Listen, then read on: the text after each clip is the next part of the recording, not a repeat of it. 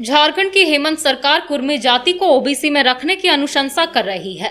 हेमंत सोरेन सरकार को यह पता नहीं है कि कुर्मी या कुर्मी जाति को पूर्व से ही ओबीसी की श्रेणी में केंद्र और राज्य सरकार ने रखा है, परंतु पुनः भेजना यह समझ के परे है।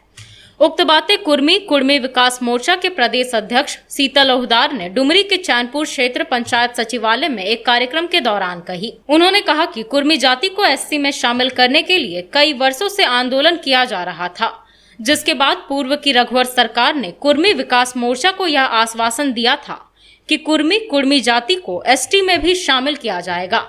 इसके लिए वे केंद्र सरकार को अनुशंसा भेजेंगे, परंतु तब तक चुनाव आ गया और उनकी सरकार चली गई। लेकिन हेमंत सोरेन को राज्य में सत्ता मिलने पर कुर्मी जाति में खुशी थी, लेकिन इस सरकार द्वारा कुर्मी जाति के साथ सीधा अंदरूनी कुठारघात करते हुए सीधा छलने का काम किया जाने लगा है। उन्होंने सरकार पर आरोप लगाते हुए कहा कि अगर कुर्मी जाति को एसटी में रखने की अनुशंसा हेमंत सरकार नहीं करती है तो पुरजोर विरोध व आंदोलन कुर्मी विकास मोर्चा के राज्य सरकार के खिलाफ पूरे राज्य में किया जाएगा। इस दौरान स्थानीय लोगों ने उनका भव्य स्वागत किया।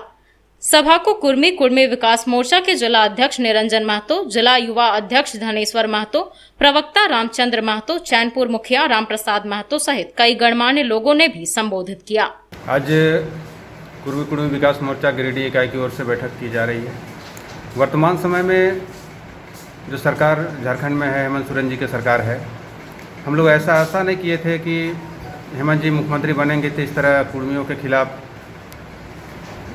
जब बात करेंगे, लेकिन अभी वर्तमान समय में जो ओबीसी के लिए अनुशंसा की गई है, उनको जानकारी होना चाहिए कि ओबीसी में कुर्मी जाति पहले से ही भारत सरकार की लिस्ट में भी पहले से है और राज्य सरकार की लिस्ट में भी पहले से है।